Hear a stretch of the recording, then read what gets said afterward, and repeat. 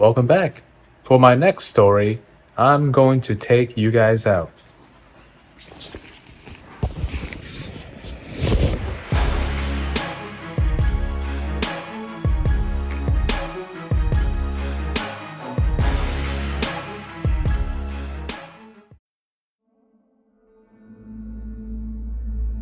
It was just a regular, normal day in the year 2009 near East Victoria, Australia, when all of a sudden things went south for a couple who wanted to go on a picnic. Julian Buchwald, 22 years old, Carolyn Watson, 17 years old. They decided to go on a picnic, and Julian took his SUV, drove over to pick up Carolyn. After he picked up Carolyn, he drove back to his home to pick up some supplies. After he picked up the supplies, he told his mom, "I'm gonna be back by around 3 p.m. And off they drove to the picnic destination. And it was a destination that they both knew very well. On the way there, Julian found a dead animal on the side of the road and said, "I'm gonna go check it out." So instead of pulling over immediately, Julian actually drove a little further, stopped the car, got out of the car, and walked back to check out the dead animal. Now, Carolyn at first was not worried about him because Julian was used to doing these things. He used to get distracted all the time, but the distraction is only about a few minutes. But this time, after more than 10 minutes had passed and Julian still hadn't come back to the car, she looked at the rearview mirror, and instead of seeing Julian coming back, she saw some figure dressed in all black running up to her side of the car. And before she could even react or even get away, the attacker opened the door, dragged her out, threw her onto the ground, tied her arms and legs together, and duct taped her mouth shut. Right after that, the attacker picked up Carolyn, opened the rear passenger door, and tossed her in. So now she was in the back seat. The attacker then drove Julian's SUV, so Julian is still nowhere to be found. The attacker drove Julian's SUV for about a couple of hours until the attacker stopped, took Carolyn out of the car, threw her onto the ground. Then the attacker took a knife and cut her clothes off, literally into pieces. And so Carolyn is now on the ground, very scared, and almost immediately the attacker started digging with a shovel. And hearing that sound, Carolyn was like, "All right, I'm going to get raped, assaulted, murdered, and then buried." But miraculously, the digging stopped. And after a few minutes of just silence and just her in the wilderness somewhere, she heard Julian calling out to her. And when she looked around, Julian was also on the ground. He was also tied up, and he was also naked. So when Julian discovered Carolyn, he started trying to move closer to Carolyn to try to see if they could break each other free. And as he was squirming and rolling over to Carolyn, he found a bag of supplies just sitting there. And within the bag of supplies, he was able to see that there was a knife. And so, with each other's help, they took the knife and they cut each other loose. So now that they're all free, they're free to run around and stuff. So they took the supplies, which actually had some food and minimal clothing in there. Back at the Buchwald family, this was already past 3 p.m. Julian's mother began to get really worried. So she started pacing around the house. She also walked outside of her house and started walking around the property, always glancing over at the driveway in hopes that her baby boy would pull up in his SUV, but he did not. While she was still searching and pacing around the property, she saw by one of her fences that a bottle with a note was sticking out from the ground. And so she picked it up, opened the bottle, and she read the note. Inside the note, to her horror, and to paraphrase what was inside, basically the note just says, "All right, we have Carolyn and we have Julian. If you interfere with our business, or if you call the cops, we will kill them." But instead of listening and following these instructions, Julian's mom called the police right away. The police came and she was answering their questions, and the police was reading the note as well. And that's when the police remembered that actually 10 days ago, Carolyn Watson's family received a note that was very similar. And it was also a threatening letter that said, "All right, you better stop interfering with our business. And if you do, we are going to kill Carolyn and Julian. So now with those two letters, the police had to escalate their investigation and the search. And the first thing that they did was to see what they can get out of those two letters. And immediately they could tell from the handwriting that those two letters came from the same person. The next thing that they were able to deduce was, based on the context and the language that the letters were in, the person who wrote the letters could very well be connected to both families. The third theory that they could get out of these two letters was that it could have been done by a satanic cult known as the Order of Nine Angles. The Order of Nine Angles were known to be very violent and that they consider Christians as their enemies. Aside from the theory of the danger of being attacked by a very violent satanic cult, the other thing that worried the investigators about Carolyn Watson and Julian Buchwald was that they were now in wilderness, and the only supplies that they knew that they had was just some food that they were bringing to the picnic and only the clothes on their back. And the wilderness was known to get very cold at night, so they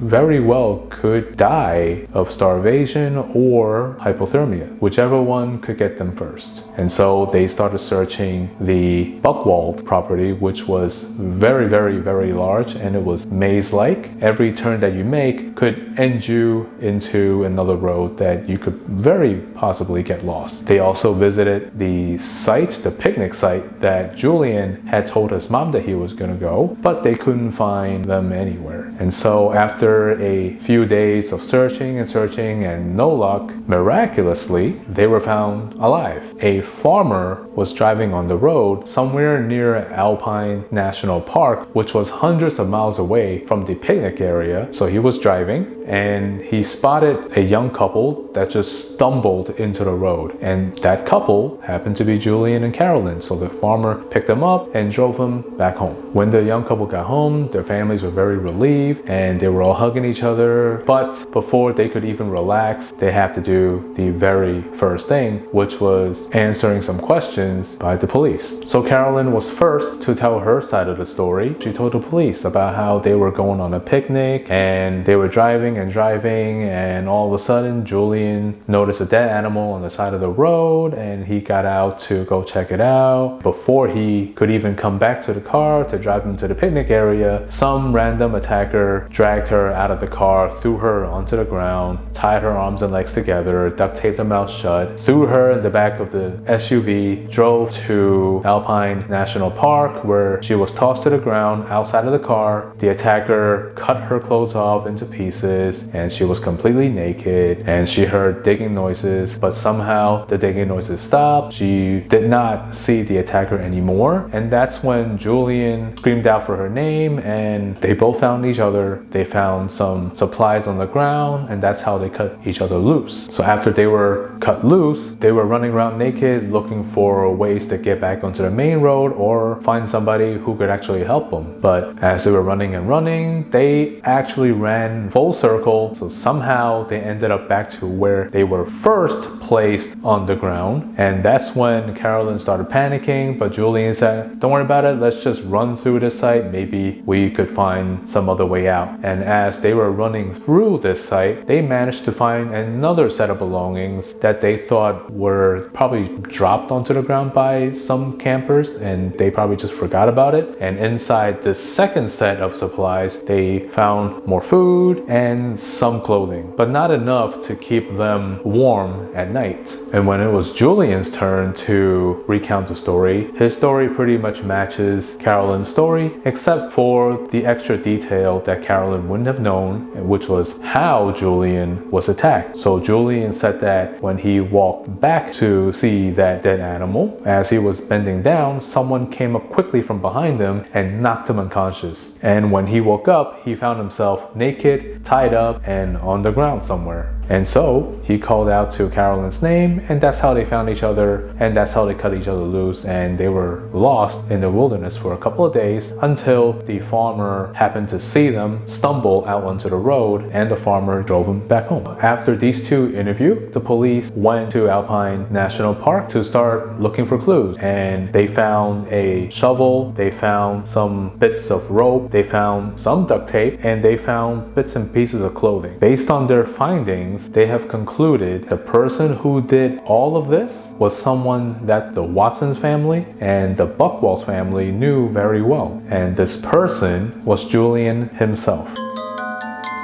The thing that was very suspicious was when Julian told the police that he was knocked unconscious, the police looked at the back of his head and saw the wound that was on the back of his head. It did not match the impact that would have caused him to be knocked unconscious. After some pressure and questioning, Julian cracked and admitted to staging the entire thing. It turns out that the motive for this entire thing was just so Julian can have sex with Carolyn. You see, they were both devout Christians, which meant that they abstained from having any physical or sexual relationship until after marriage. And they did plan to get married, but Carolyn, who was 17 at the time, decided, okay, we're gonna get married, but only after I graduate. So Julian would probably have to wait a year or so until she was after 18, but Julian really wanted to have sex. And so he staged the whole kidnapping. So the whole time that they were both naked was all part of Julian's plan. Julian knew that the wilderness was gonna get cold and decided to make sure that they're both naked so that he could use the excuse that they need to get physical or have sex to stay warm. Julian also told Carolyn that, hey, since we're about to die anyway, why don't we leave this world married under the eyes of God? Julian had a map of the entire Alpine National Park, which meant that they were not lost at all. The reason why they were out in the wilderness for days was all because of Julian trying to come up with excuses to have sex with Carolyn, but she did not budge. She did not cave, and eventually Julian gave up. And so he let them both stumble out into the road, and a farmer found them and drove them home. Julian was convicted of kidnapping and making a false report, but he was put on bail ahead of his sentencing, which meant that he was not in custody until the sentencing was handed to him. In his final attempt for freedom, Julian decided to flee to India, to a city of Chennai, with his Indian passport. He managed to get an Indian passport, which was a legit passport, but he glued a picture of himself onto it. To look more convincing in the picture,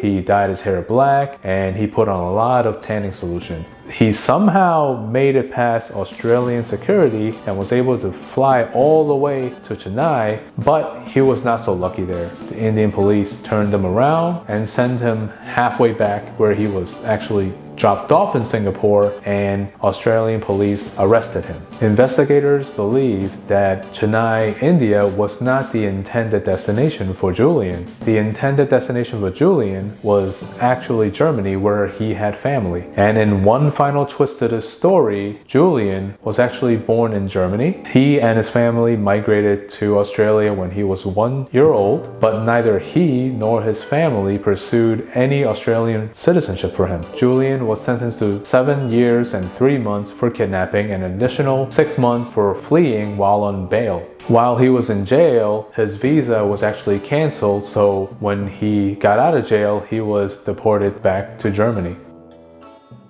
Thank you for watching. I really appreciate the support. If you like contents like this, don't forget to like and subscribe.